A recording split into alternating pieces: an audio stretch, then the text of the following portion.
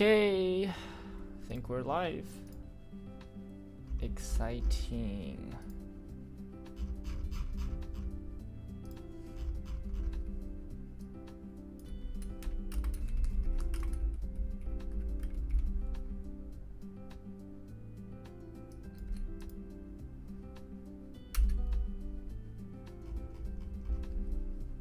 Okay. Oh man, it's been a long day.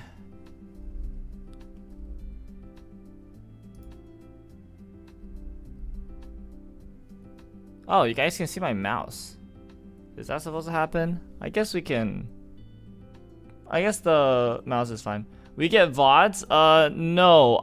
Somebody posted that they've recorded my match specifically. I think it's my match, and then one of the top 8 matches that somebody recorded specifically, and it's like on a YouTube channel. So I mean, I found it, so I'm just gonna use it, right? But I don't think we have VODs for the entire event. I was gonna wait until we had the VODs for everything to do this, but that might take weeks or months because it's a Bushiroad. So I didn't know if I wanted to wait months to make this video or to have this stream. And then since somebody recorded it, so I was just hoping somebody recorded it, and since somebody already recorded it, I figured why not, you know. Better do it while it's fresh. I think it's fine. So yeah. So yeah, somebody posted like a link of it in some Discord, and I was like, yeah, let's just use that. Or it looks like chat's working fine. So yeah. Hey yo, I'm pretty excited to watch this. You know, I was not watching the stream after the event because I was really tired. I was just chilling with friends.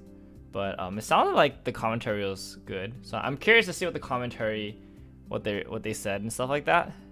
And then of course, like, they obviously don't know what's going on at the table, because Christian and I talked a lot. We were having a pretty lively banter at the mat, and so I can probably give some insight into what we were talking about, because we did talk a lot. I think that was kind of apparent with our expressions and kind of our gestures. We were talking quite a bit. That was good. So yeah, I mean, this is a pretty long video. It's like 30 minutes, so I'm gonna stop to give comments as well. So I think we should just get started. So let me turn off the BGM and let's just get started. Here we go. Welcome back, everybody, to the coverage for the Bushiroad Championship Series World Finals. Let me know how the volume is here at the LA Convention Center. Of course, we got to throw out that quick reminder for you guys to get on that Card Fight Vanguard Dear Days original sleeves contest, where you can design your own sleeves to potentially be in the game. Wait, they had to make Randall do this? That's so funny. And that is ongoing, so you have until February 26th. They forced Randall to do Vanguard ad readouts? That's so funny. Hopefully your sleeves could be in Card Fight Vanguard Dear Days. Now, we're getting into round 6, the last round of Swiss, and we have a pretty exciting match between two pretty well-known players. So both of them are going to be playing 7 Deadly Sins players, today. really? But they're going to be playing 2 pretty different builds. One of them is one that we have seen earlier today, which is going to be that Escanor-based build. But the other one is a build that is pretty much the only one of its kind at this event, if I'm not mistaken. And so yeah. for those I was two the players, only have, standby player, of course, Christian playing Jahrbacher 7 Deadly Sins from Austria. And he is going to be rocking the 6-2 build with Escanor that we have been seeing throughout the day. Unlike the ones that we saw earlier, instead of being a 4 Elizabeth Climax, 2 Meliodas Climax line, it's going to be the other way. It's going to be 2 Elizabeth and 4 Meliodas. And then on the other side... So actually, I went to the SBTCG, their their Airbnb, and I saw him testing this earlier. Now, I was talking to him about the the Climax lineup, and also because Tom played this version of the deck too. I was asking him why he liked 4 Meliodas over the 4 Elizabeth. It's mostly because they're playing the Elaine Brainstorm, and so sometimes you want the Elaine Brainstorm on field, in which case you can't do double Elizabeth, so Elizabeth has lower value, and it's easier to loot the Meliodas Climax if you have the Elaine Brainstorm, and you can just get the Meliodas Climax if your Meliodas lives, or you just play another Meliodas from hand. You can loop that combo easier. So I think that makes sense if you're playing towards Elaine Brainstorm a lot. But then I think in general Elizabeth Brainstorm is better. But yeah, Elaine Brainstorm's kind of cracked too. So that's his reasoning for being on 4 Meliodas, if I remember correctly. We have Simu Wang, so chairman for those of you who might be familiar with his screen name, and he's going to be representing a very unique build of SDS, running 6 standby and 2 choice climax. So it's a variant that runs the level 2 or the level 3 Meliodas from the first set, but it's going to be utilizing standby climaxes to bring that game.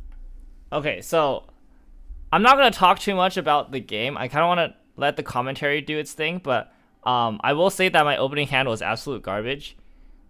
I had 2 Elaine Brainstorms and I clocked one of them, which made Christian think that my hand was crazy, because usually you want to keep all the Elaine Brainstorms in your hand. But that was actually because like I didn't have anything else to clock that was red, and I was kind of hoping that if I drew into a standby, I could potentially like standby turn 1, because you really want to standby turn 1 in this game or in this matchup too. And yeah, so that's why I clocked the Elaine Brainstorm for red. I mean, you just generally have to clock red turn 1, otherwise you're pretty much inting yourself if you like don't clock red and then you draw into like a standby, or if you like brainstorm hit into a standby, then you're actually just trolling if you don't have color.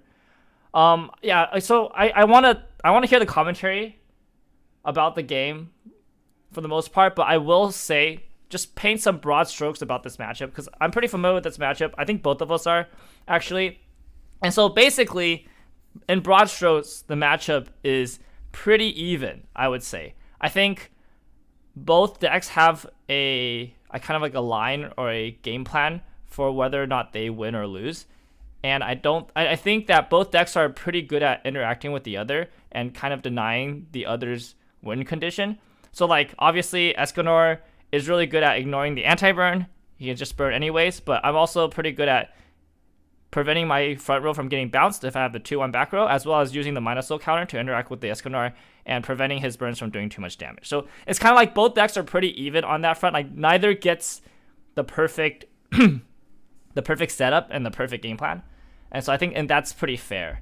However, the deck that gets to take the more how do you say this? The deck that takes more turns wins, right? Whoever gets the better setup basically wins, because like if he gets an extra bounce, then he can bounce the back row first and then bounce the front row. If I get an extra turn of setup, then I can get like a second back row or even more Meliodas in front row. Basically, whoever can set up better wins, and to set up better, you need more turns. So going first is generally speaking advantageous in this matchup, except my going first turn was really bad, so oh well. But yeah, I don't want to talk too much. I kind of want to hear what the commentary has to say about the game. Game plan out much earlier than initially intended. So it looks like they've fired off, and Simu is going first. He's clocked a level 3 Elaine Brainstorm. That's a pretty unusual card to see, I think, in any other build of 7 Deadly Sins. Mm-hmm. Yeah, I believe it brainstorms, except instead of paying 1 stock, it sends like another character to the waiting room to brainstorm. Correct. Yeah. And so playing this deck does require a bit of a unique mentality, because unlike other decks... Oh, wow. Wait, Christian was out 4 on turn 1? That's so funny. Yeah, no wonder he ate shit. Dude, both of us took so much damage early game. It was crazy. Decks where you're using your stock in order to try to gain additional cards in hand. Mm-hmm. In this case, you are using cards to try to get more cards. And then you can use your stock in other very creative ways outside of that. Oh, that's why he was so upset. I understand now. That's so funny. It is, or is it just... So it depends on the way you look at it. So obviously, when you are using a but I'm gonna in eat your this hand, though, right? I'm pretty sure I eat It's a lot this. more awkward than like using a standby climax to bring it out. Yeah. But Yeah, that's I don't a think I lot of cancel. tutus just kind of Well, chilling he's ready for level 1, I guess. Yeah. I don't think I took obviously, any. a 2/2 in I hand didn't isn't cancel really doing until very like much level good, 2. but, I'm pretty sure. the way that the deck is designed is to run a lot of level 0s that can I'm convert level those 1 2/2s already. into other cards. So earlier today we saw the Elaine level 0, which is also being run in this deck. That one is a double filter, being able to potentially get 2 copies of the 2/2 out of your hand and convert them into other cards. And we also have the Meliodas level 0 that has the on-play effect, where you can discard a card, reveal the top card of your deck, and then salvage level extra lower characters. So, All right, so we just skipped level 0 for this deck because I just ate shit. But generally speaking, the longer you stay at 0, the better this deck does. Because this deck is so good at level 0. If you stand by out the 1/1 runner at level 0, you basically just get to plus forever. And then a lot of times, if your level 0 game goes like slightly above average, you just refresh at 0. So the fact that I get hit straight to 1 here with like basically the shittiest start I've had all day is like pretty bad. I definitely flexed on a lot of other players. Like I think in my match against Connor, I just freaking went off at level 0. So it's really strong.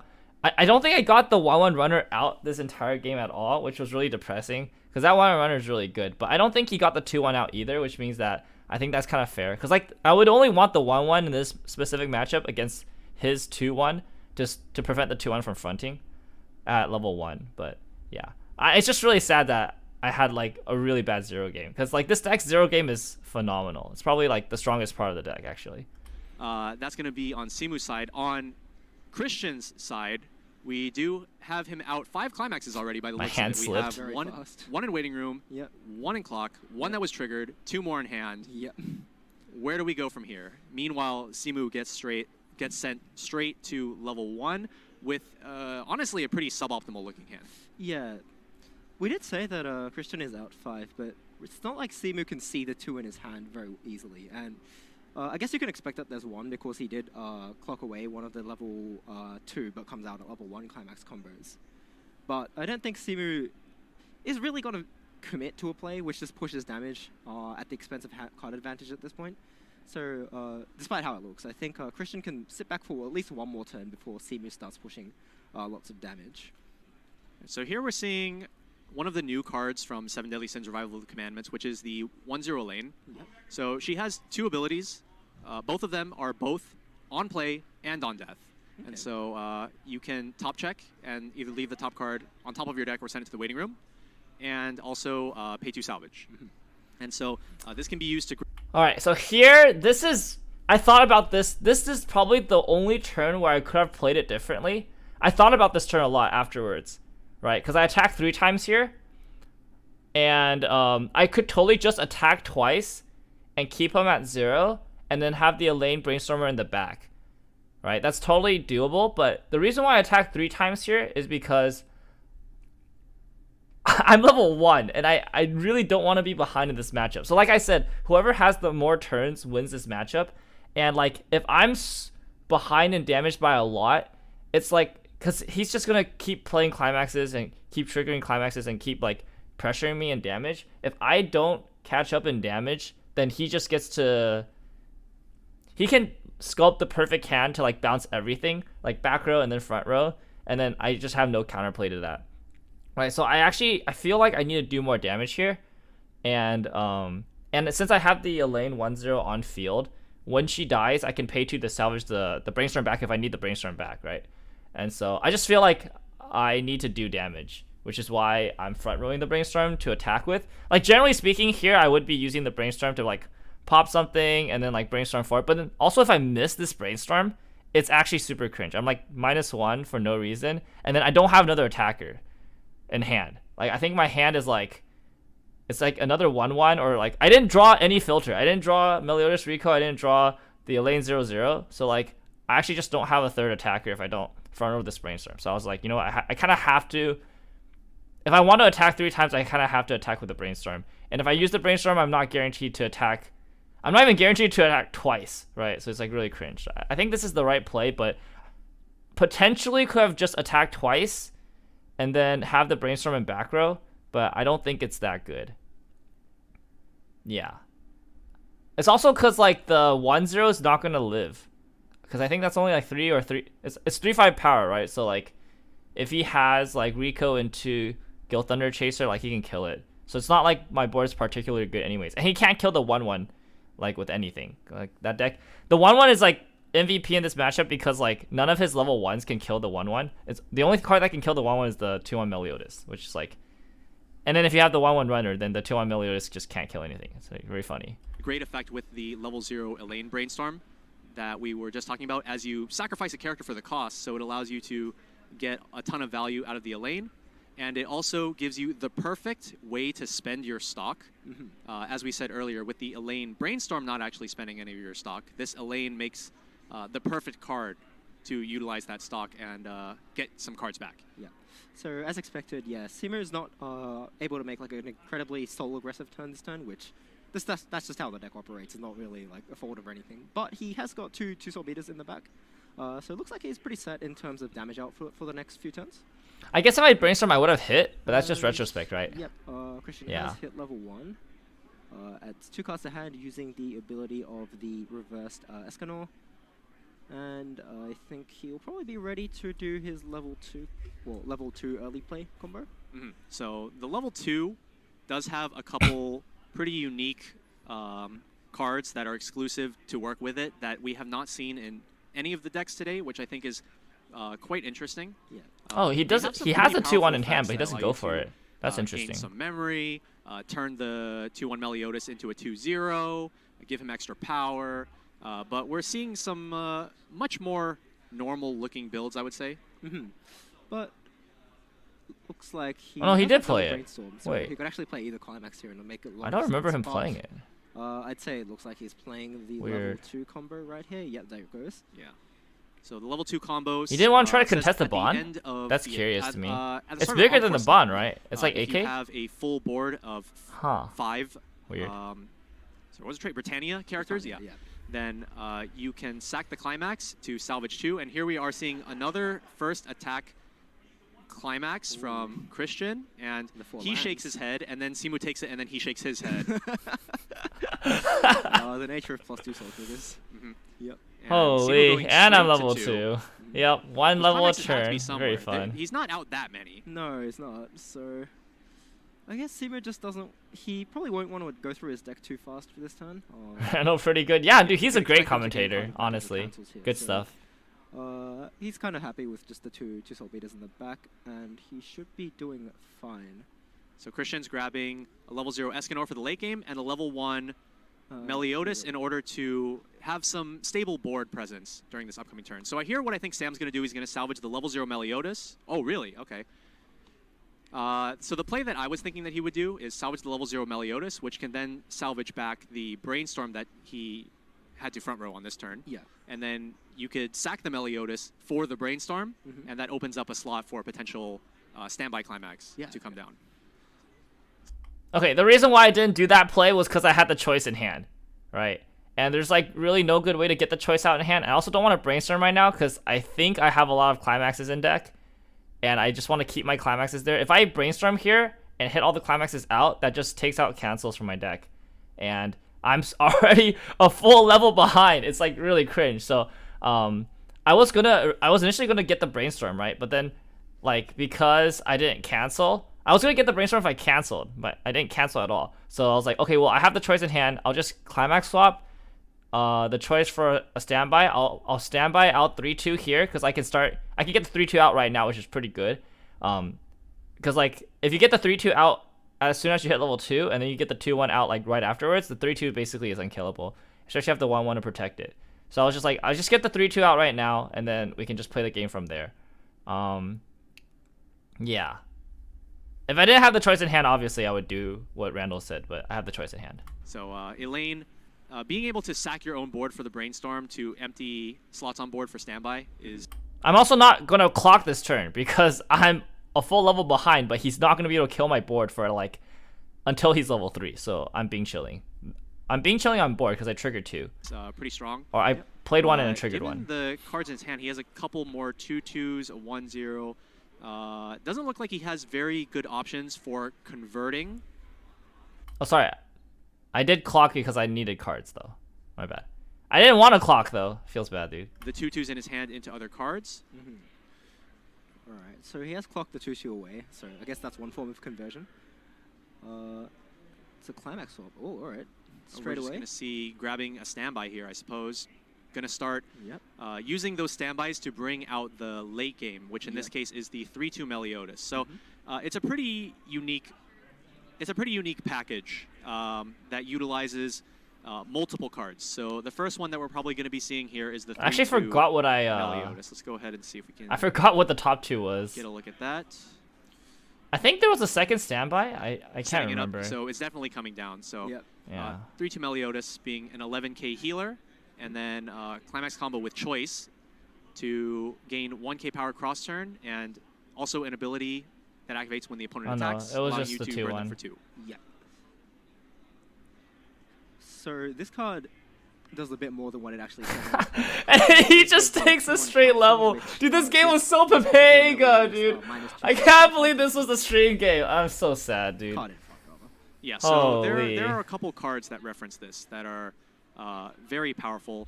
One of them is from the first set, which is the 2/1 Elizabeth, which gives all copies of that 3/2 Meliodas plus 1,000 power and hexproof and anti-burn during their battle, which can be very strong into certain matchups that rely on like on-attack burn, on-reverse burn, things like that. The other one is a new card from Revival of the Commandments, which is the Elizabeth counter. You can discard an additional Britannia character when you use the backup to choose one of your 3/2 Meliodas and give it -2 Solar Cross, making it a very strong defensive option. And it's this particular suite of cards that is a big reason as to why Simu has chosen to bring this particular build of 7 Deadly Sins, as he felt it was a good counter pick. Interestingly, into the Escanor matchup, Escanor's text specifically says that when he splits his damage up into like 1/1/1/1/1, it does not count as damage inflicted by an auto ability. So it does not get stopped by the back row Elizabeth. However, you can still use the -soul to reduce the damage output. So would you say that puts Simu in an advantage of the matchup? In my opinion, the main advantage for Simu in this matchup would come from the ability to maintain the board presence, and also the fact that he has to force Christian to lose a lot of board presence. As we can see, Christian's hand is not very full, right? No, it's not. And it's also not very sculpted. He has one Escanor level 3 and no Escanor level 0. Yeah. Is that a choice that I see in his hand, or is that a stock soul? It is a stock soul for the Elizabeth. All right. So he has to also find the choice somehow. Yeah, so this is the crazy thing about Christian's build of Escanor, that so like I did test a bit of Escanor going into the tournament, but I wasn't very convinced that it was good, because in all the test builds that I saw, like the deck just, if like the deck starts losing, the deck just, it feels really bad. Like final turn sculpting feels really bad, right? But the special thing with Christian's build is that because of the Elaine Brainstorm and all the filters that it's running, you can go into final turn with like the shittiest hand imaginable, and you can just come out with like double bounce, double Escanor. It's kind of crazy, like just how that works. Like your hand, as long as your hand is full, your hand can be just full of shit, and you still get to your in-game pieces just by the nature of just how much filter you have. Like as long as you have the stock to brainstorm, as long as you have the cards to brainstorm away, like you just get there, right? Because it's like the deck is mostly the pieces that you need and then filter. So like the filter, like you either get the pieces that you need or you get filter pieces that help you get to pieces that you need, right? So it's actually kind of crazy. Yeah, like his hand is like, it looks like shit, but it just gets there. I think his list is probably the best Escanor list I've seen, minus like probably a few tweaks if I were like for player preference, but like the concept of his deck is really good. Yeah, I was very impressed by that, because I was kind of like, I was vaguely tracking his hand. I wasn't like, I was obviously more concerned about stabilizing, but I was like, when he got into like the final turn, I was just like, there's no way he has like everything here, right? And then he just got everything. It was really, really impressive, actually. Yeah. So in addition to needing to sculpt relatively hard to try to find his endgame pieces, you do also have to deal with the fact that you are basically sacking your entire board every single turn. Yeah, pretty And much. as we mentioned earlier, that does potentially become a problem if you are trying to fulfill the full board requirement for, I believe this one is a level 0 or lower stock soul, and the level 2 Meliodas Climax is a yellow stock soul. Oh, is it? Yeah, so I wasn't aware of that difference. yeah, you have to deal with multiple different stock soul conditions in this particular deck. All right. Oh. So that's one of the choices, which means that if he leaves it in there, he can relatively easily climax swap into it. Should he have a climax? I want to pick No, up he wants Jabby Switch that because to how be much you abuse the Yeah, lane probably brainstorm. not. Yeah, lane brainstorm's We are so good in finally that seeing- list. We are finally seeing. So the thing with the 6 stock soul decks is that they generate a lot of stock and they generate a lot of hand, right? They actually generate way too much hand. You have to discard down to hand size a lot, and the set doesn't have a good card that puts a card from hand to stock. Like you have like the Jericho Twin Drive, but like that forces you to Twin Drive through your deck, and it's not ideal, right? You don't have a good card that's just like on play card from hand to stock, like the Ichika Climax Swap, for example, right? But what you do have is you have the Elaine. So the Elaine is functionally, you lose one hand, but you get extra mill, and then you also get the ability to grab a Climax.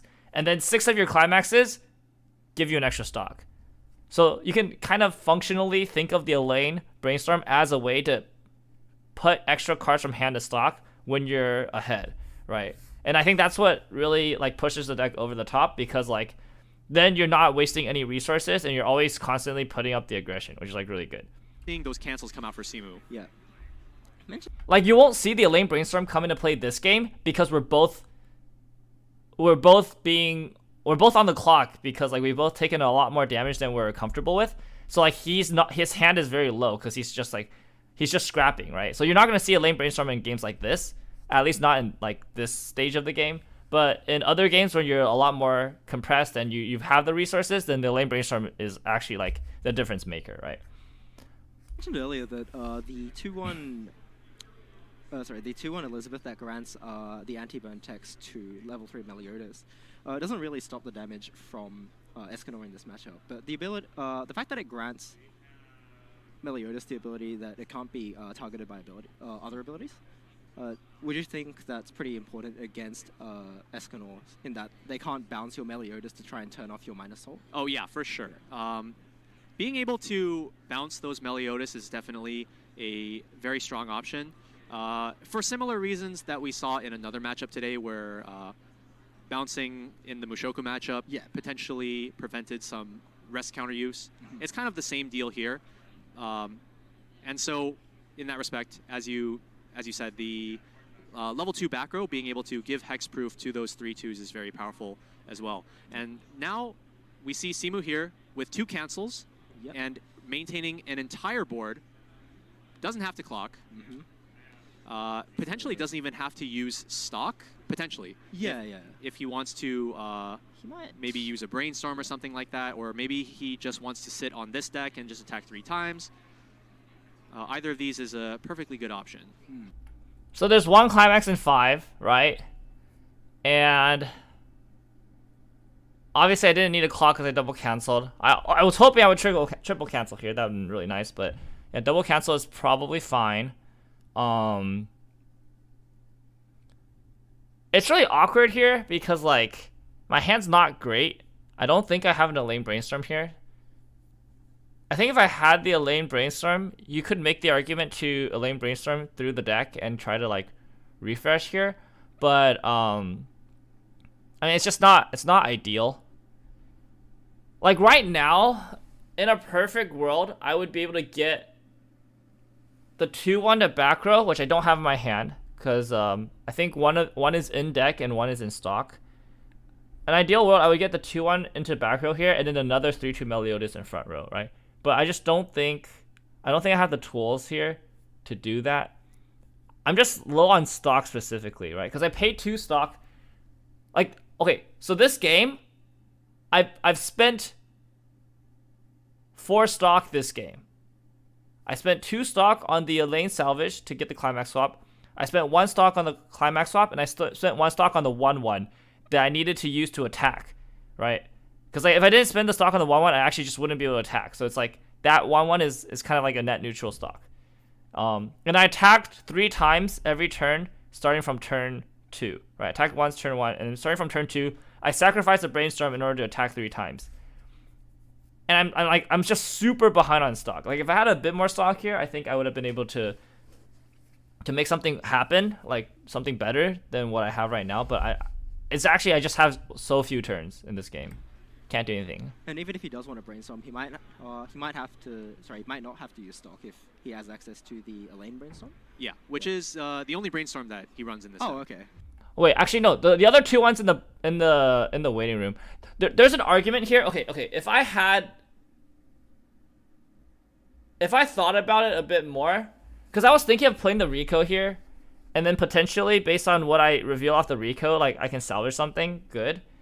But it's just like, it also is kind of unnecessary. I don't know. Maybe I should have done that. It's a -1. But then like potentially I would have been able to get the 2-1, and then it would have been a -2, but I could get the 2-1 on board. So you can't bounce the Meliodas, right? So brilliant. So if you can I think that could have been the play here.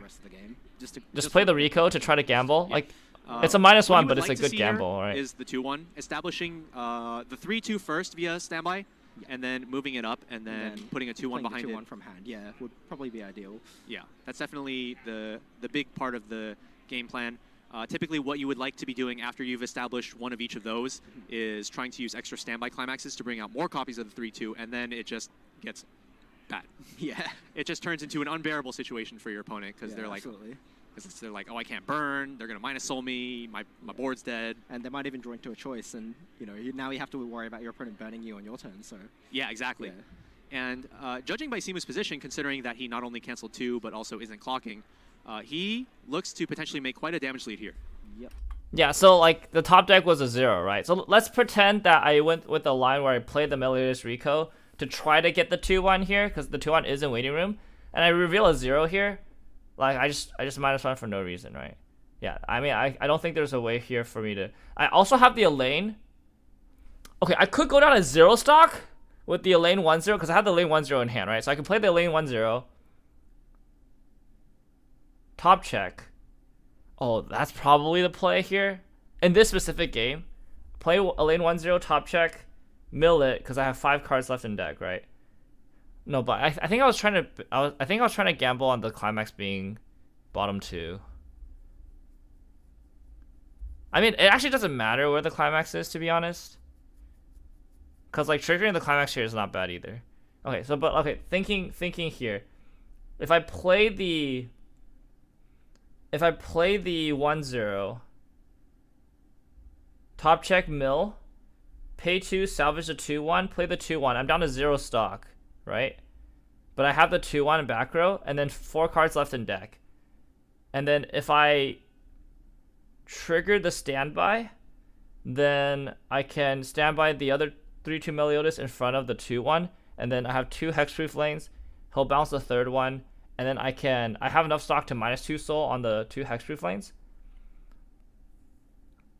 And then if he doesn't, and then yeah, but I'd have no stock at that point, right? And then also my hand is like, how much compression am I losing there? I'm losing 1, 2, 3, 4. I'm losing 4 compression for this play. Huh. Is that worth it? That's probably the only other play here that actually makes sense, right? Just like guaranteeing the 2-1 at the cost of like -1 hand and minus all my stock. Where the climax is in the deck at this point, there's 1 climax in 5, right? And so my thought process here was that if there's 1 climax in 5, I don't really care if I trigger it or not. If I don't trigger it, then I get the cancel, which is great. If I trigger it, then I can standby out the 3-2. And that's also pretty good, because then it forces him to bounce the 3-2, and then if he doesn't have the bounce, then I just get 2 lanes. And also just kind of, I didn't think I was dead here, okay? Like, I'm not going into this turn thinking I'm dead. I don't think I'm dead from 2-4. Usually Escanor doesn't have game from 2-4, right? Usually. So, like, I didn't think I was dead here, but, like, I guess, well, yeah. I was definitely playing for, like, playing with an extra turn in mind. I think if I was playing here with, like, if I was playing here thinking this was my last turn, then I think obviously I would play the 1-0 to get the 2-1 to like guarantee that he can't bounce the 3-2 Meliodas. But then like if I do that play and I don't trigger standby, the play is awful.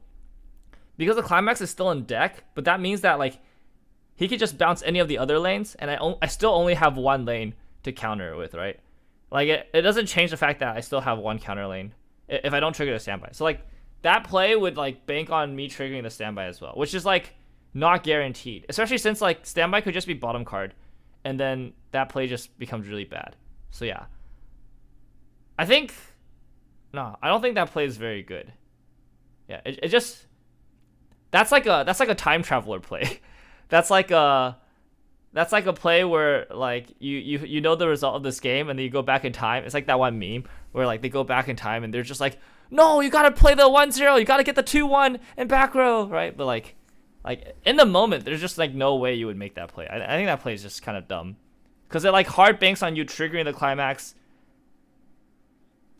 versus not, right? And I guess you have like a 75% chance of triggering the Climax, but still like there's a 25% chance that play is just awful.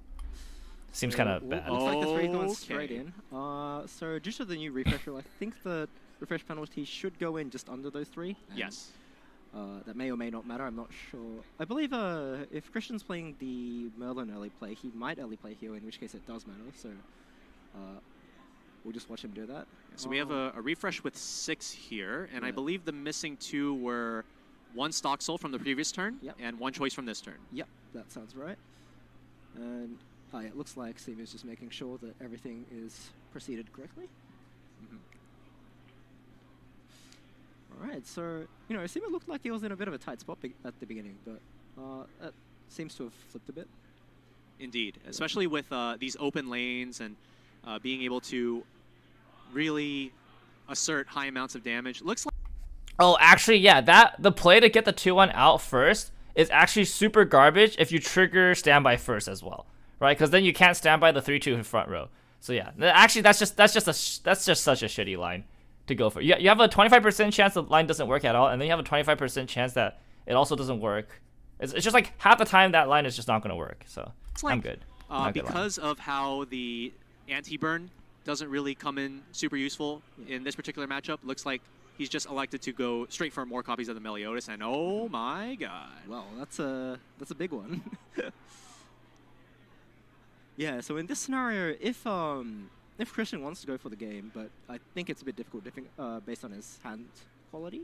Not only because of the hand quality, but just based on Escanor kind of lacks the reach, because he doesn't actually generate any additional he damage. Just raises your bottom line. Yeah, that's true. And even if he wanted to go for Escanor, bouncing the Meliodas here to try and turn off a minus soul, in the case that doesn't end the game on that turn, Simu can just play it back down really comfortably. And it's a heal. Heal down. Yeah, heals down, might even combo, and, you know, he just continues his plan. So, yeah, that big swing of damage landing looked really sweet for Simu. Okay, so Simu refreshing with what looks like 7, because he just triggered 1 standby to bring up the 3-2. So, yeah. And so with those 2 choice climaxes going back into the deck, those are potential draws that we could see coming up here. And the Elaine Brainstorm gives you additional ways to try to get into that climax, as the Brainstorm effect is for each climax you hit, you get to look at up to 3 cards from the top of your deck and add one of them to your hand. It can be any type of card, and you don't have to show it to your opponent, so that's a perfect way to get the climaxes that you need. Casters are really on point there. I believe that effect. Actually, casters are really on point there with like why I chose to stand by the 3-2 Meliodas instead of the 2-1. Actually, like, huge props to Ken and Randall. They both like shared the 2 halves of the question, right? It's like anti-burn doesn't matter, and if I stand by the 3-2 out and then he bounces the 3-2, I get in my hand, I can play it next turn, right? Right now I have 6 stock because I didn't waste a bunch of stock the previous turn. So like, and I have a 3-2 Meliodas in hand. So my next turn is like play 2 Meliodas, heal down, and then I can like go from there, right? Which is like really good. Was your match what did you say? Oh. Was your match the one where someone eats 5 from Merlin? You can't remember? Merlin. No. No Merlins were played in this game, Lamau. Effect is actually unique to English West Shorts. I think that brainstorm brainstorm. ability is unique to Weiss. Yeah. I took a look when the card first got revealed, and I don't believe there was any other card with that particular brainstorm cost. I don't think that's the only brainstorm that has that cost, I believe, as well. So it's very interesting, and I do appreciate Bush being a bit more experimental with these original titles. So far we've gone through like 17 minutes. Some of the players that right? The video is 17 minutes. have been pretty The remaining part of this video is one turn.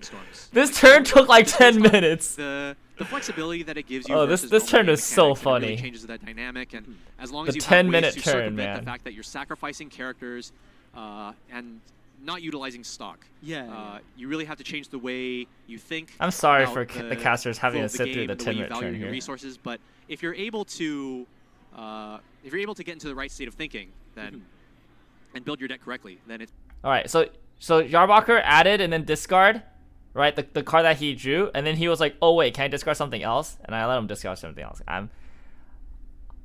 I thought about it. It's like maybe that would have mattered, but like I kind of don't care, honestly. Like I know it sounds crazy. Like I'm at Worlds, right? I would you know, like a lot of players have the mentality, "Oh, you're at Worlds.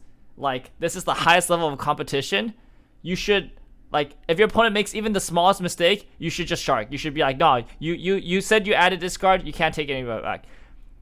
I just don't have that mentality. Like, I understand that competitive mindset, but it's just so hard for me to think that way because, like, for me, this is just a tournament. Like, sure, it's like Worlds, it's like, it's a big deal and everything, but, like, I don't want that to be kind of like how do you say this? Like, this isn't the end of the world. Like, maybe if this was the last tournament of the world and, like, there's the apocalypse, like, coming in February, and, like, winning this would just mean so much to me, then I'm like, yeah, sure, I'll be a dick. I'll say, like, oh, you already added that 2-1. I'm not going to let you discard something else, right?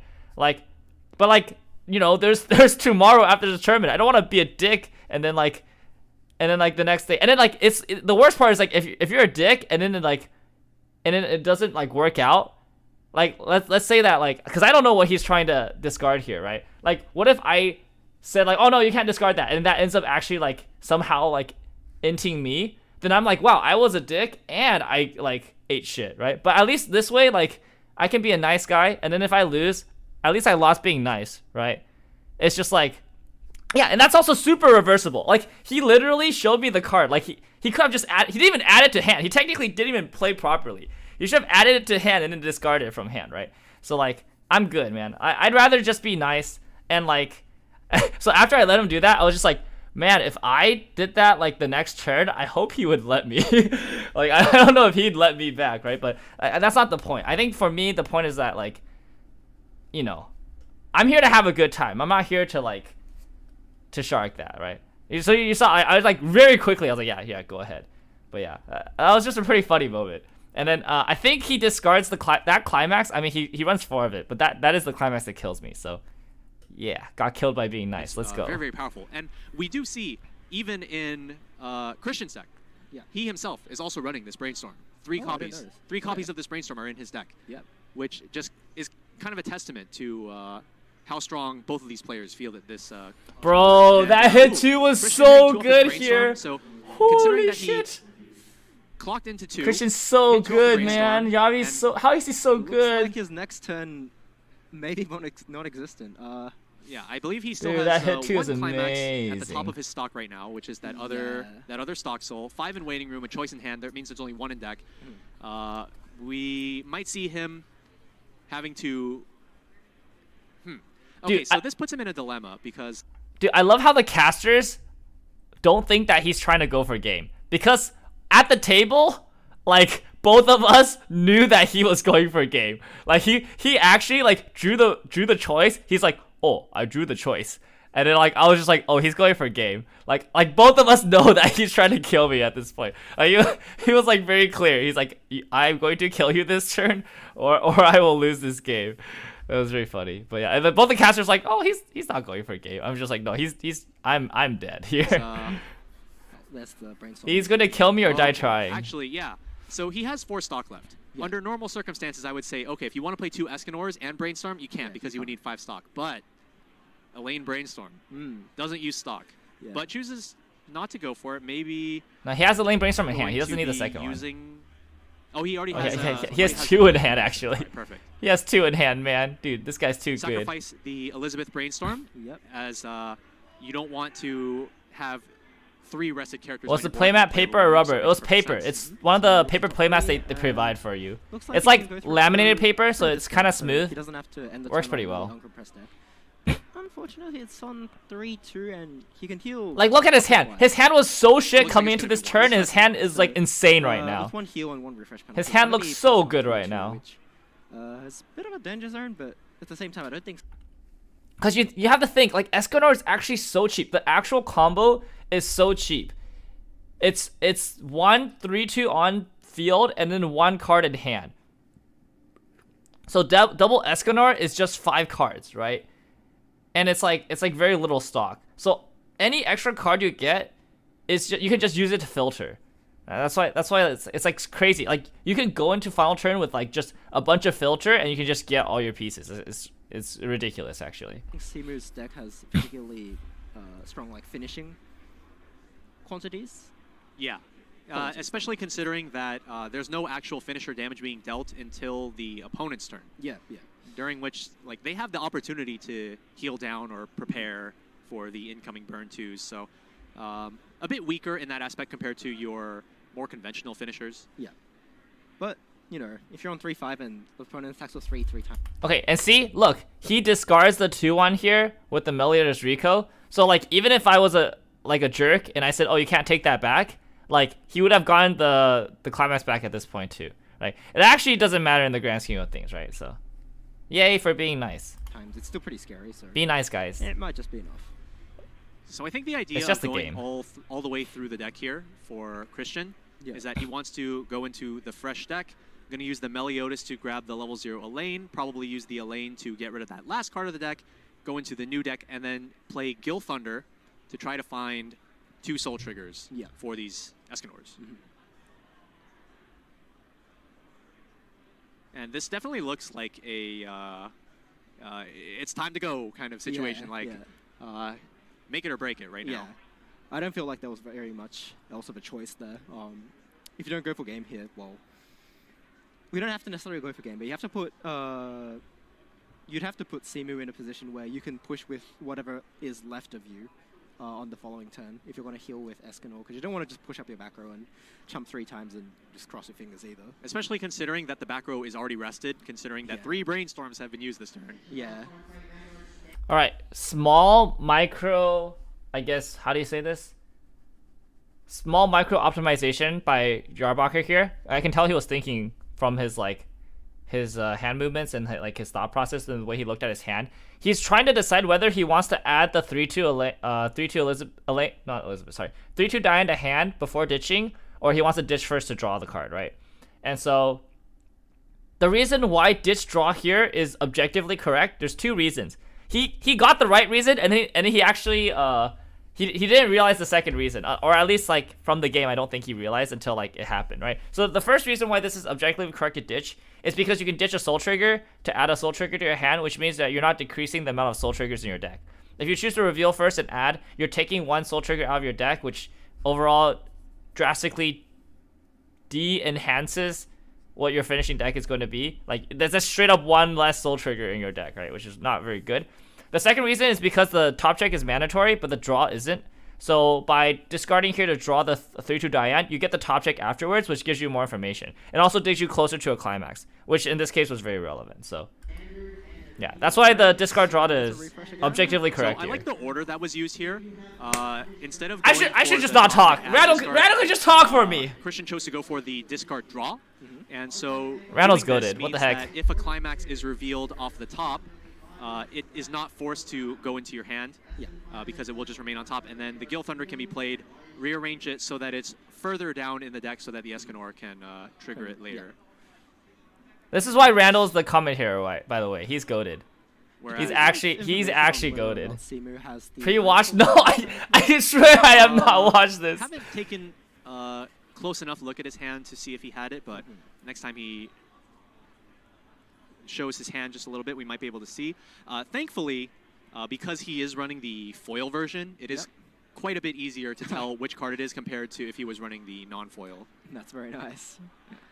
All right, so Christian unfortunately refreshed with the climax there, so his odds of surviving, should he not win this turn, I think went down just a little bit more. Yeah, would have definitely liked that card to be just one card lower. Yeah, would have been nice. All right, top 3, and I think I saw one climax. is that a climax? It's slightly hard to see. Yeah, this one right here, I think I see the little bit of yellow right here. Oh, yep. Now the real question is it choice or is it stock soul?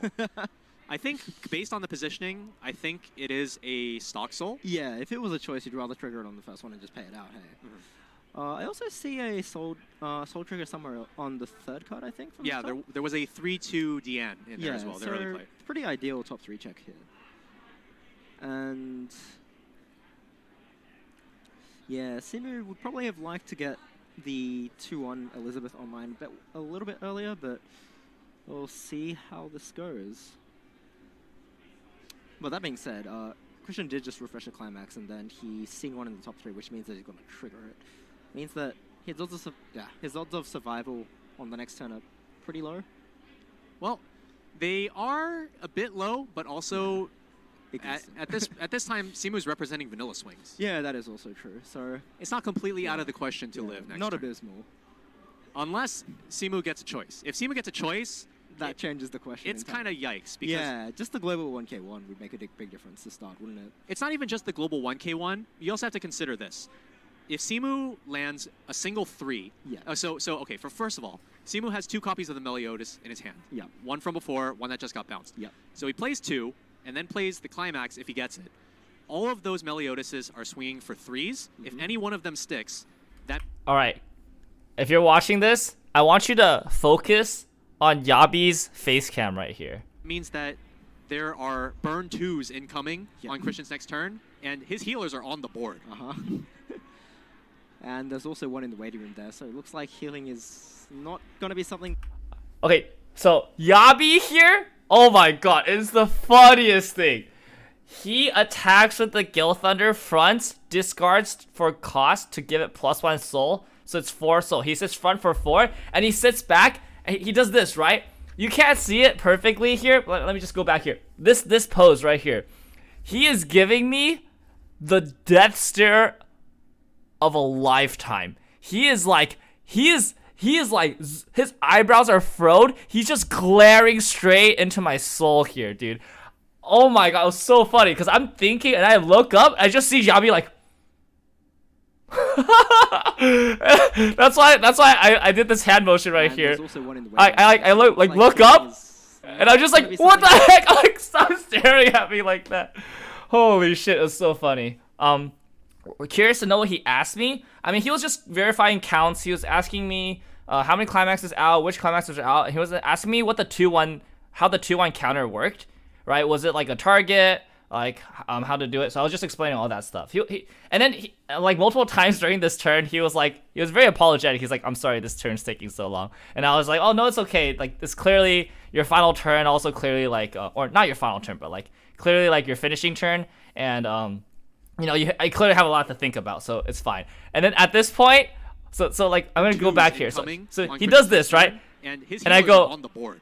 I go, hold up, hey, I need to think now. And I was like, okay, you took your time. I actually need to think a lot about this. And there's also one in the waiting room there, so it looks like healing is not gonna be something that's happening in 2 turns. Anyhow, that's a front for 3, was it? Yeah, it was a 3. The king climax swapper was the one that was put on top. Yes. And no, it's a 4. It's a 4. He used the effect. The damage not happening yet. I can only assume that Simu is pondering on whether or not he wants to use that -1 counter. So he must have it. Well, maybe it's a bluff. Who knows? Must have at least one. Yeah. There are 3 copies in this deck. So it is quite likely he has one then. Yeah. This is front for 4. If this was front for 3, it's not even a question. You just counter here, like 100%, right? Like front for 3, no questions asked you counter here. You just take 1 damage. It's like you're being chilly, right? This is front for 4. Front for 4 is like so much harder to decide. 3 copies is probably the correct number. I want you guys to answer here. Okay, so obviously, so he's fronting for 4. I have 2 clean in deck, right? I'll tell you my compression right here. Actually, I'm counting my compression. I'll tell you guys, and then I want you guys to decide what you guys think would be the correct choice here. Yeah, 4 does seem so excessive. 5, 10, maybe, 15, at 3 you probably see 20, better. 24. So 7 climaxes and 24 in waiting room, okay?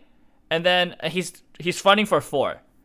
So there's two lines here. I either counter right now. So there's 2 clean in deck. So I counter right now, which is pay 1, discard 1, and then discard an extra for the effect. Discard Britannica for the effect. So that's minus 3 compression. To take 2 damage instead of 4. So I take 2 damage, the 2 gets revealed, they don't go back in. So I'll shuffle a fresh deck of 7 in 27. And then I have to contend with the double Escanor, right? So that's one line. The second line is I don't counter here. The 2 is clean from deck. I refresh with 7 and 24. And then I need to cancel. Because if I don't cancel the 4, I'm absolutely dead. There is actually 0 world where I survive. I have to cancel like all 8 and top 8 or some like ridiculous shit in order to survive. So I either gamble on the cancel, on the top 2 cancel in 7 and 24, or I counter here and take 2 guaranteed. And then I have to cancel like, I think 2 or 3, depending on his triggers, right? So I want you guys to let me know what you guys think is the right choice. I spend like at least 5 minutes thinking about it, so you have plenty of time. I want to hear what the commentators have to say about this. Reasonable to try to go for 2 copies within a single game. Yeah. But I think that if you were to run 4, you might be seeing it more than you want. And this deck is already filling up its hand full of not unplayable cards, but cards you don't want to be hard playing in the 2/2s. The 2/2s, yeah. That you're getting off the lane. So I don't think you want to have a handful of 2/2s and 2/1 counters. That's completely understandable, yeah. That's a little bit dodgy. Yeah. So, thinking Sam's still going. Christian and I talked about this a lot during the match, like right here. We're talking about it here. If he uses the counter, I believe, yeah. So we're talking about it here, and then we also talked about it afterwards. Doesn't know this. Christian has a 2 soul and a 1 soul on the top of his deck, so he has 1, 2, 3, 4, 5, 6, 7, 8, 9, 10. So 10 he has ones? 10 senses of 1, and Simu is currently on 2 and 4 with a refresh incoming. I think the 2 on the bottom being left there is, I believe those 2 aren't climaxes, are they? No. Yeah. These two are clean. There's 7 in the waiting room, and then the last standby is somewhere in the stock. Yeah. So Simu has 3 more to level up, effectively 2 because of the refresh. I would not be 3-1. I'd be 3-0. Yeah, 3-0. I think. Oh, I think that was that 2 counters? Oh, was it? If it's 2 counters, then you just shotgun. I feel like using it here is pretty good. Yeah. Or maybe it's the bluff that he's trying to make Christian think that he only has 1, and then he's gonna use it. I mean, I don't think this bluff is really effective. Christian's never siding. No, I don't think he's ever siding. Okay. All right. So at this point, I decided to use the counter. Okay. Here's how it works. Okay. So I don't know what his triggers are, right? But technically speaking, I should not care what his triggers are, because regardless of what his triggers, my action should be the same, right? Because I can't change his triggers, and if he has double triggers, if he has double 2-soul triggers, I'm dead from like 2-5 potentially, right? Like that's actually enough damage to kill me from like 2-5. So like whether I counter or not, or whether I cancel from the fresh deck or not, it should not matter here. Okay. If I counter here, I refresh 3-0, and he is only representing 4 or 7 instances of burn. So as long as I have 1 climax in the top 7, I live based on what he's representing on board, right? And then for every trigger he gets, I need an additional climax in the top 7, right? That's just how you think about it. If I don't counter here and I take the 4, I need 3 climaxes in the top 7 to live on top of whatever his triggers are, right? And there's a very real, like, I'm not favored to cancel, right? 7 and 24 top 2 it's not favorable. I can do the math. You know what? Hell, let me pull up the math here. I'm actually down to do the math. Give me a second. Actually, this is basically what this stream is for, right? Hypergeometric calculator. Math time, baby. Okie dokie. Oh, give me a sec. Accept. Window capture. Math. Yes. Okay.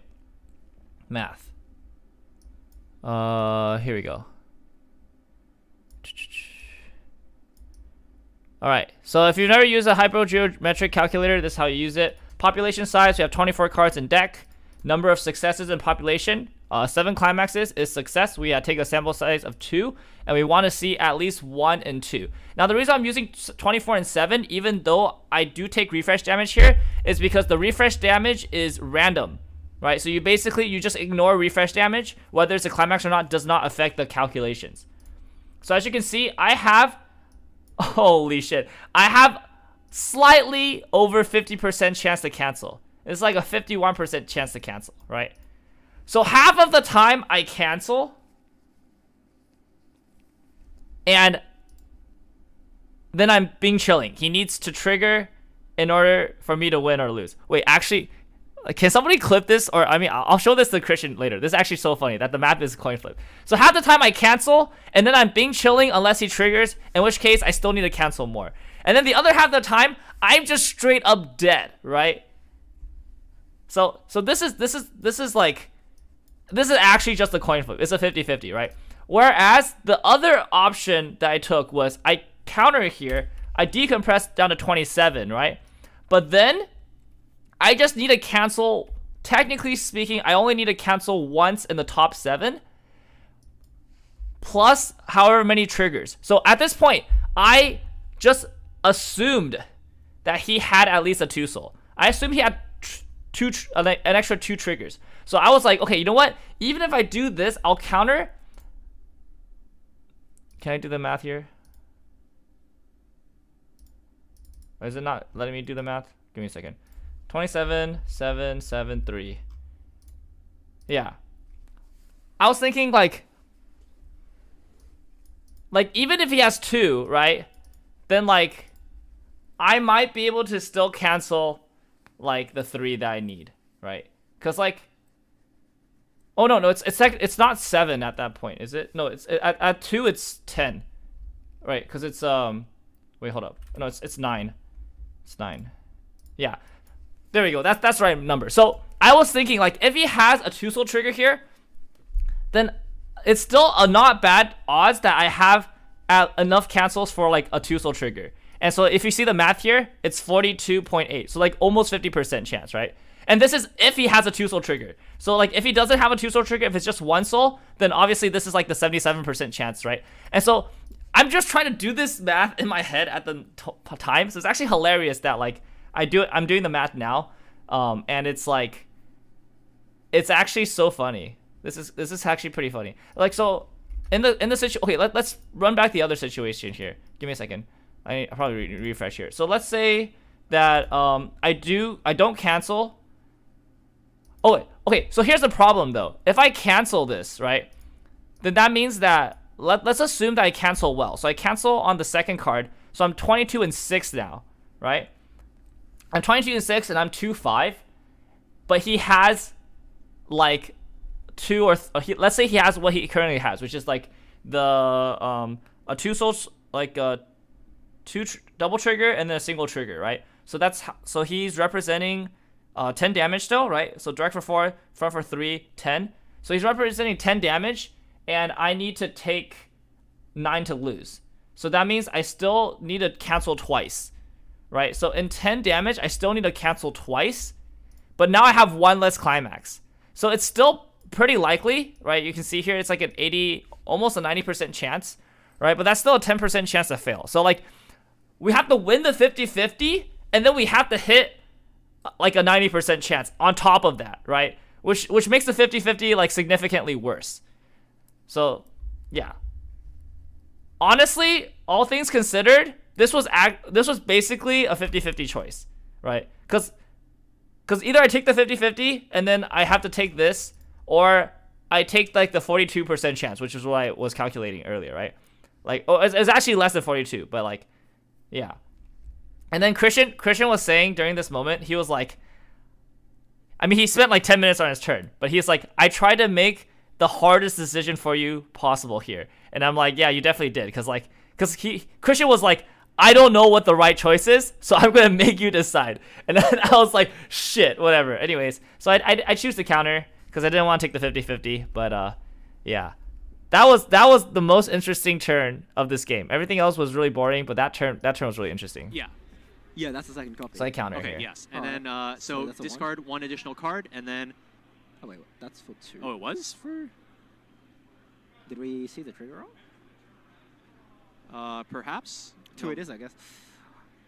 Well, alright, so this 2 is landing, so with a refresh, it's... yeah, so casters probably forgot that the Gil used the effect here, right? Alright. Because he discarded the 3... You can see the 3-2 Escanor discard for cost. Team is taking this 2. I assume it's 2. And then leveling up from the refresh penalties. So he has 7 cards. Sorry, 7 until he gets sent up to level 4. And then Escanor is doing 10, of which 2 is being reduced. So he actually only needs to cancel twice. With That's not unreasonable. 6. Yeah, 2 times an 8 is... it's actually pretty likely. Well, actually, if that was actually a 2, yeah, I apologize that I guess we weren't paying good enough attention to how the cards were reordered. But if this was a 2, then that means the Escanor one of the Escanors has to be triggering 0, right? Yeah, that would be true. Hey. So that means he actually only needs to cancel 1. Yeah. 1 cancel. No, I need a cancel. I need There's 3. refresh. I need 3 cancels here. Going to level up, and then. Oh, sorry. I need 4. I need 4 cancels. This is 10. Direct attack. Yep. The casters can't do math here. I need 10. So the I need 4 10K cancels. Here. Meliodas is like 11 at least. Yeah. Plus 2/5. Oh, that was the king. Wait. How was that? Wait. Wait, how was that 2 damage then? Oh, you know what it is? Gil Thunder's other effect, right? It lets you... Yeah, so I cancel 3 times there, and I need 1 more cancel. I completely forgot it had another ability. Yeah, so Gil Thunder's other effect is when he attacks, you can discard a card to gain 2k power and 1 soul. Oh, okay. So I believe that's what happened, and that was game? Oh, yeah, there it is. Right. Sam just did not get enough cancels. Yeah, And I needed 4 cancels there. Christian Jahrbacher But whatever. taking So our close. round 6. That was definitely a pretty interesting end game there. Yeah, I think, as I brought up earlier, if Simu had gotten the 2-1 out just 1 turn earlier, yeah, it would have been very different. So, you know, because they're kind of just both setting up towards... So it's a bit of a race, I guess. So Simu wants to set up earlier than Christian, and Christian wants to set up earlier than Simu and go for game. And yeah, Christian won out this one, but it could have really gone either way. Yeah, I definitely think that... You can see, like, we're still talking about the what you game, said because that turn earlier was so about interesting. the Yeah. 2-1 being potentially useful for avoiding bounce. Yeah. Definitely very valid. Yeah. Even though we were saying that, like, oh, maybe you don't need it as much because Escanor doesn't actually do any burn damage. But turns out +1 soul, also denying a counter, very powerful. I think that it was definitely a really good heads-up decision by Christian as well to go for the + soul on the level 3 Gil Thunder. Yeah. It definitely forces a pretty tricky situation for Simu. Obviously, that entire time we weren't exactly on top of what went on. We were a bit lost. Sorry, just we forgot it had another line of text. Yeah. Turns out +1 soul on him as well is pretty good. Yeah. Especially in situations like maybe you might even want to like side attack with that Gil Thunder. So like bounce one lane, side another. It lets you avoid interaction extremely well from things like rest counters and money counters. Yeah, the Gil Thunder really makes that deck we just really kinda saw strong. Very, very all the powerful. damage just went in at the end. He's running 3 So, because he can Gil try for Thunder, double bounce, which is really Funnily strong. enough, I think the Gil Thunders that we've seen today were just all sticking, despite having a bunch of instances of one split. Yes. I feel like that's been the majority of the games we've seen today. Maybe half. Yeah, Yeah. we have seen a couple games where people just Well, kind I of... mean, I triple exploded canceled the from first Escanor, man. That was loading to- crazy. Yeah, that is the... Actually, triple canceling the first one That is the nature was of Weiss pretty Schwarz. insane. I do feel that it is kind of... what's the correct way to describe it? I feel like this is kind of the mentality of Western players, where it's like, if you don't want them to kill you from 3, don't let them play at 3, and then just kill them from 2. Yeah. Mm, Well, yeah. we do say that. Generally speaking, Escanor can't kill from 2, but like, you take again, if you can double Gil Thunder, can't do anything about it. the idea with Yabi's list and why I like it a lot is you go for double Gil Thunder plays a lot more often, and a double Gil Thunder just gives you so many more options to get the right stack that you need. have to be ready to. Right? Because you Gil Thunder, if it's all empty, then you can like brainstorm and like iterate through your deck, and then you try Gil Thunder again. Yeah, which is really good. It's like you miss 100% of the shots you don't take. Yeah, right? basically, right. So yeah, like I feel And that's why the Elaine brainstorm is so good. Is because you can go in with 8 stock, still do double Gil Thunder, double Escanor, and you can brainstorm if your first Gil Thunder is bad, right? And it's even better if it's a choice in top, because then your Elaine doesn't even minus you. It's like that's really group strong. Of players, like you just took 2 completely different groups of players. One group would go for these aggressive lines like we saw with like in Mark's game, the last round against Hololive. He went for the triple Marine, he found it, and he won the game off of it. A completely separate group of players, not necessarily with Kanata Marine, of course, but like this could apply to many different decks. They would. So I do think Escanor is potentially best deck in format right now, just because of how and then just like how explosive the end game is. Like, especially like. Just not having I don't think any of the Escanor lists were as refined as Jahrbacher's list this tournament, but they all did like really well, right? So it's like, if this is how good the deck performs being unrefined, like once it gets refined, I imagine like Escanor players are just gonna be way stronger. It's really interesting to see the differences. I definitely think Escanor is probably best deck certain playstyles currently in the format. I feel like personally, the more aggressive playstyle resonates with me personally more than the more conservative, but obviously there are correct opportunities for both. Yeah, absolutely. All right, so I think that wraps up our Swiss rounds. So that all right, We've got cool. coming in after a bit, but all right, well that's the tournament, or that's the match, and that's Swiss. So unfortunately, after this, I was 4-2 record, and I was not able to close it out. But yeah. Well, we'll just let them play in the background, muted. So I have some like animation going on during this outro time. But yeah, that was a great game, honestly. A fantastic job by the casters. Like, holy shit, that was some pretty top tier casting, especially for a game that was like 10 minutes for the first 4 turns and then 10 minutes for the last turn. Finals reaction win. When the finals game gets posted on the VOD. And I can like go watch some of them, but like yeah, again, somebody recorded this, and so I had the privilege of being able to watch this early. But yeah, we'll see when Bushido releases the VODs for everything. Do you feel QQ, especially the Nino A standby, needs to be adjusted? I mean, I just think that Nino A standby is like not that good right now. Like, okay, it's crazy that Nino won Worlds because I think Nino has a very bad matchup into a lot of stuff right now. I think Escanor is just a better deck than Nino. I think Escanor wins and beats Nino in that matchup. I also think that the list that I took specifically like crushes the Nino matchup. I played 2 Ninos in Swiss. I absolutely destroyed them all. It was not even close, right? Like Nino's just had no hand. Like that's one of the reasons why I think the A standby 7 Deadly Sins deck is so good. Is that it just has such a good matchup against Nino and other standby decks, and also Kanata Marine. It's a positive matchup, I think. Yeah, so it's ridiculous to me that like Nino's like Quinn still won, because I think it's clearly not the best deck anymore. Especially like how in the world did they win with like how did they both beat an Escanor player to get to finals? That boggles me. Like those Escanor players must have just like lost their minds or something. Like they just played so badly. So yeah, anyways, yeah, I mean that was the game. Well, yeah, anyways, congratulations to Jahrbacher for making top 8. For making top 8 for like the 4th year in a row or something like that. Like, damn, he's a really good player. But yeah, that was really close. There's 1 damage away, and maybe would have been able to make top 8. But that was fun. The whole day was really fun. Honestly, all my games were bangers. Like all my losses were really close. The other loss was against Connor, and that was that game went the distance. I survived triple Escanor. That was really funny. I'll save some of these stories for the Tressa stream. So I think tomorrow, Tressa Collectibles, we're gonna be doing a stream just recapping Worlds. So I'll save some of the stories for there. And look forward to that. Deck profile, I was supposed to get it out today. I was too tired from driving up to NorCal, so that'll be out Friday at the earliest, I think. I'll try my best to get that out Friday. But yeah, really happy to have this Worlds journey kind of behind me. It was really fun. I really enjoyed it. But yeah, thanks for stopping by. Thanks for watching. Once again, huge shout outs to the commentators for doing an excellent job. That was really good commentary. Like, I'm very impressed. I mean, obviously Randall, you know, he's great. And also Ken, definitely, they worked well together. That was really nice.